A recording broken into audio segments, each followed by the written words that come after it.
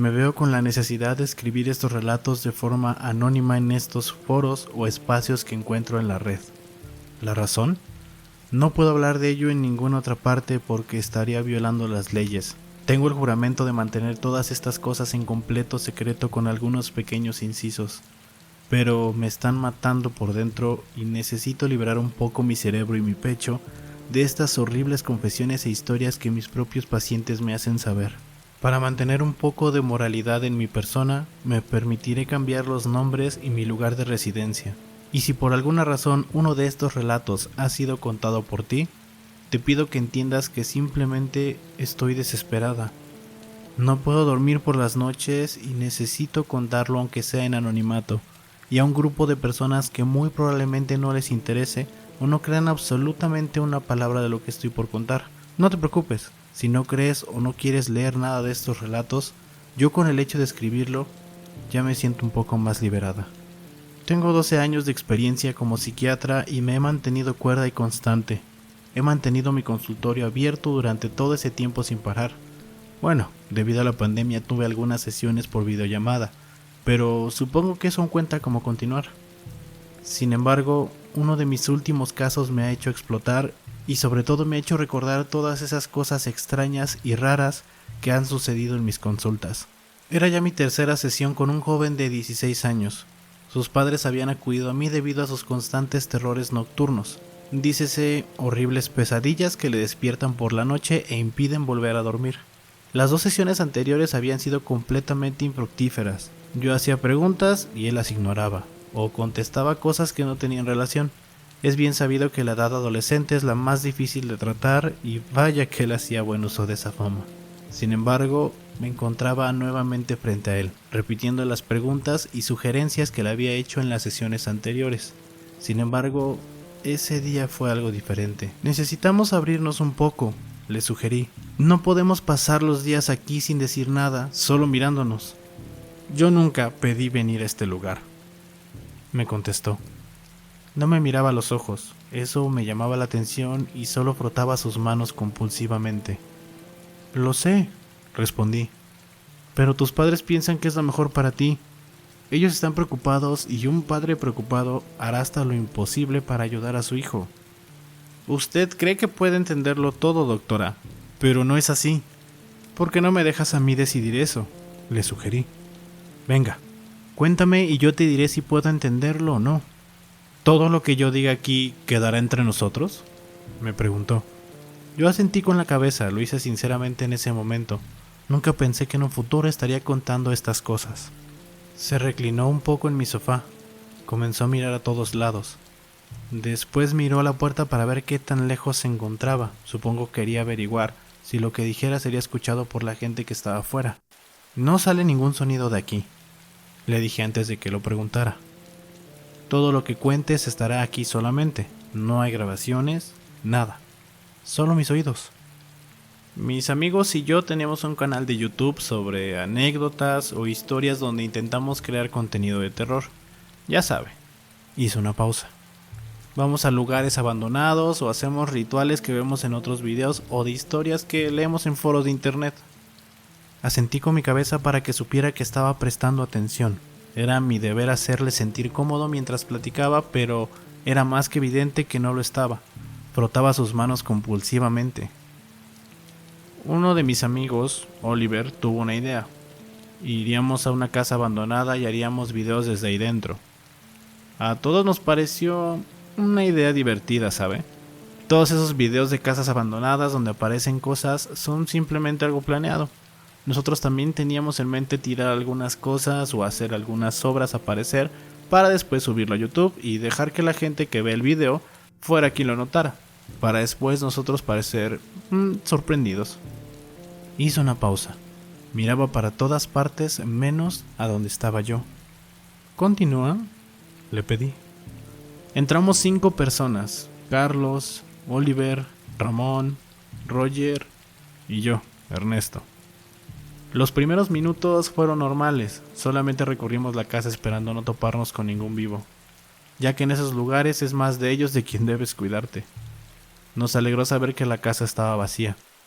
Grabamos algunos videos los cuales utilizaríamos en un futuro. Tiramos algunos objetos para crear ruidos y suspenso. Reíamos mientras lo hacíamos. Hizo una pausa. Fue cuando Ramón tuvo una idea. De su mochila sacó una caja y la puso en el suelo de uno de los cuartos abandonados entre el polvo y basura de gente que había estado anteriormente en ese lugar.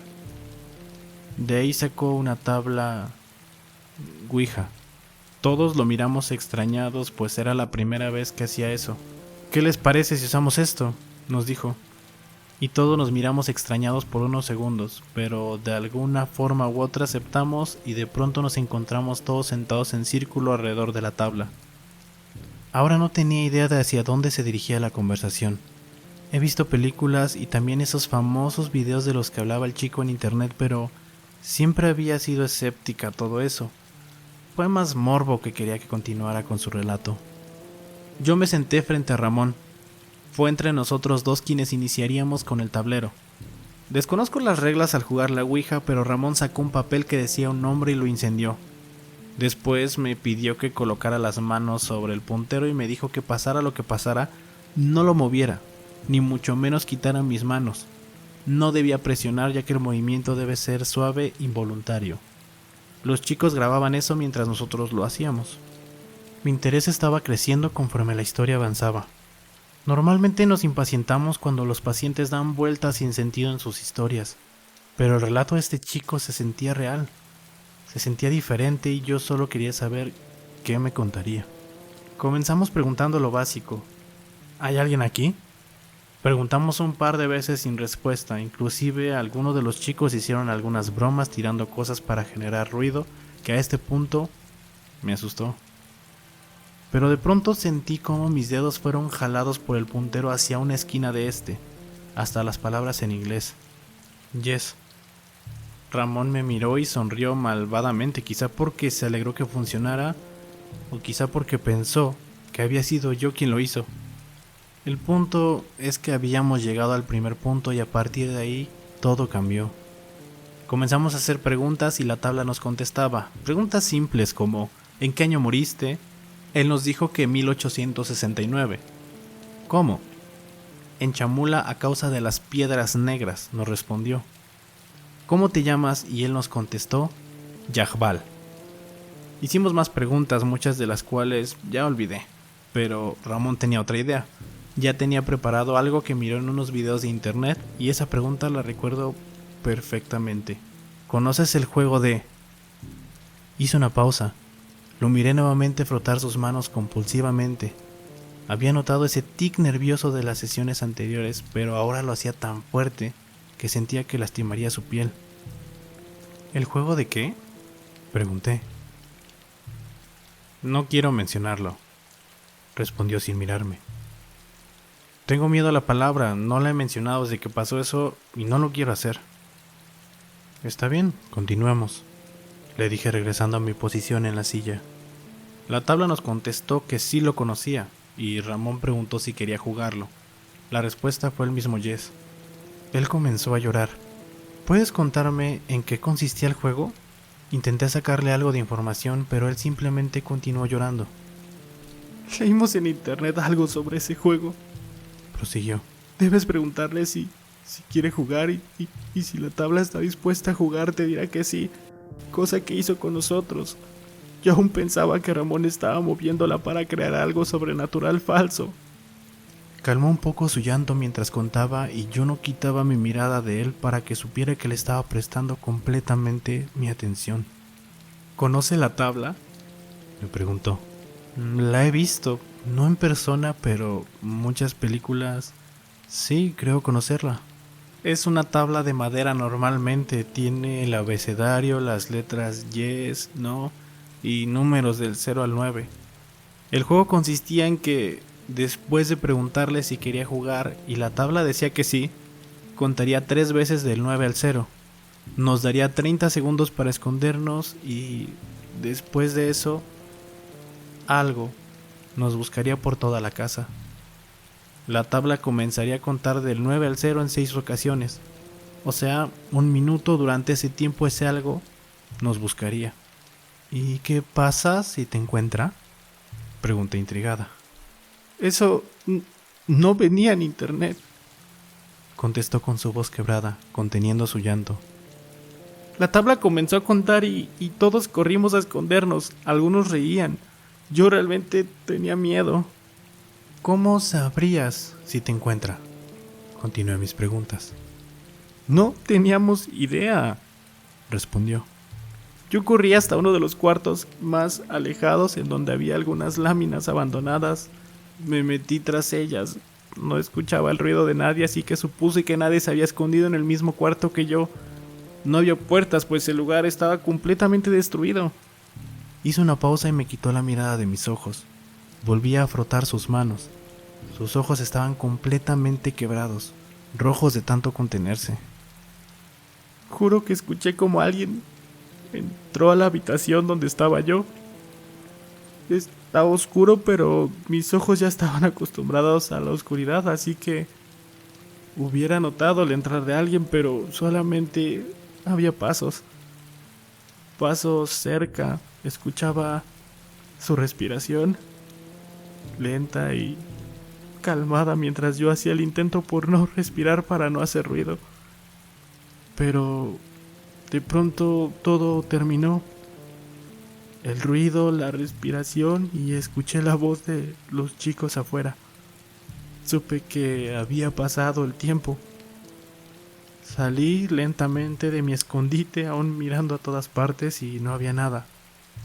Esa presencia que había escuchado segundos antes se había desvanecido simplemente en la oscuridad. ¿Y qué hiciste?, pregunté rompiendo un breve silencio. Todos regresamos al cuarto donde estaba la tabla.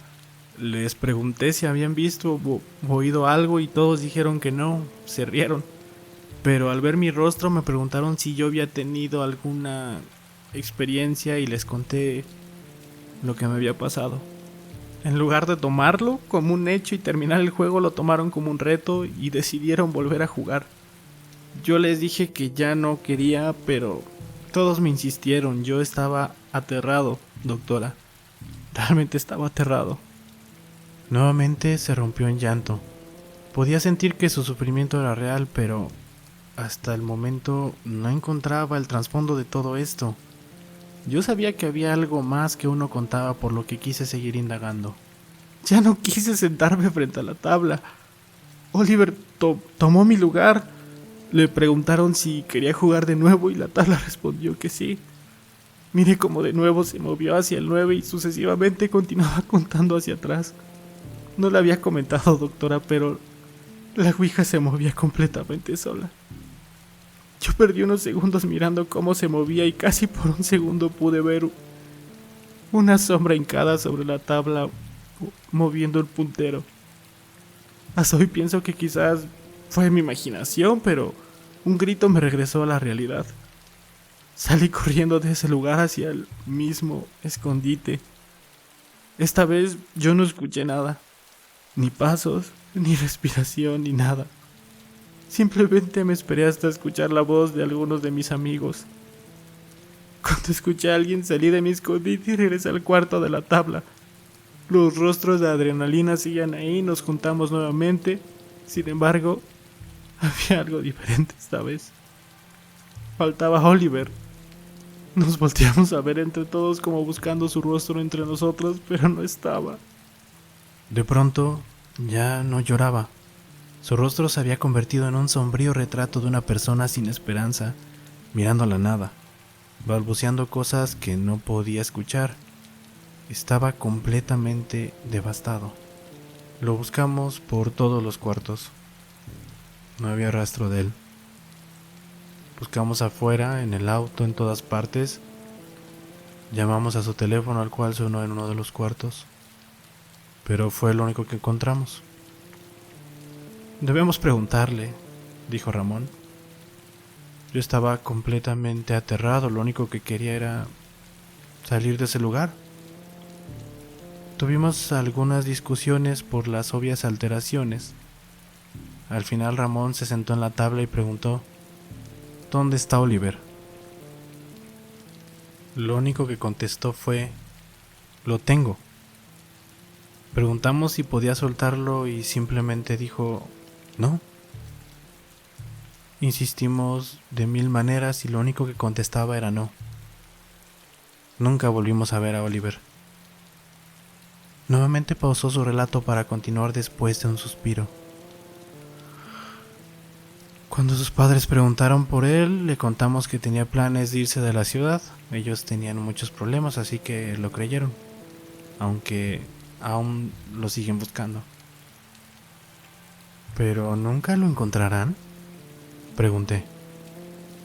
No, respondió. Ahora dígame, doctora. Me miró fijamente. ¿Lo entiende? ¿Usted que piensa que puede entenderlo todo, entiende lo que pasó? ¿Entiende lo que siento? No, le contesté sin saber por qué. No lo entiendo.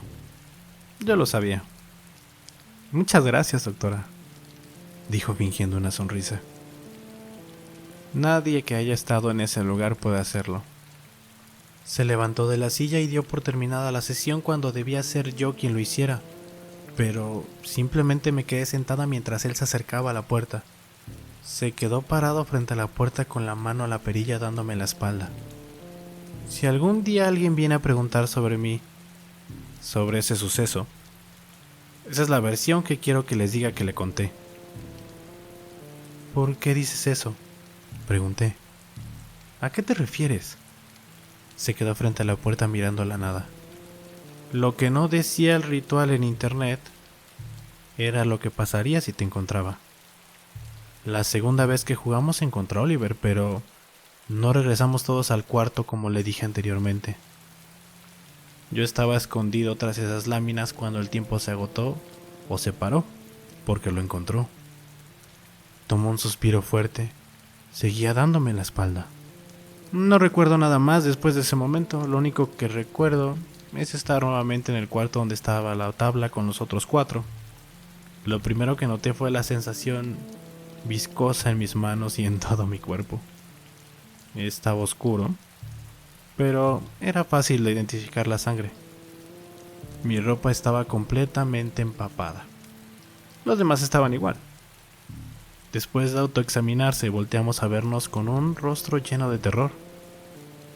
En el suelo estaba Oliver, con su vientre abierto completamente. Sus órganos estaban esparcidos por todo el suelo hacia un horrible aroma a sangre, excremento y más aromas que no pude identificar. Nuestros rostros estaban empapados y aún conservaba el sabor en mi boca. A sangre, a carne cruda, a tantas cosas. Yo estaba completamente atónita. Ahora no quería que volteara porque no quería poder mirarlo a los ojos, pero noté que seguía brotando sus manos. Aún siento su sangre en mis manos. Aún siento su sabor. Ahora era yo quien estaba en silencio. ¿Quiere saber qué hicimos con el cuerpo, doctora?, preguntó. Su voz sonó firme y sin titubear, casi como si fuera otra persona. ¿O usted sabe que simplemente él no apareció después del segundo juego y nunca más supimos de él? Nunca lo encontraron después del segundo juego, respondí con miedo. Esa es la verdad.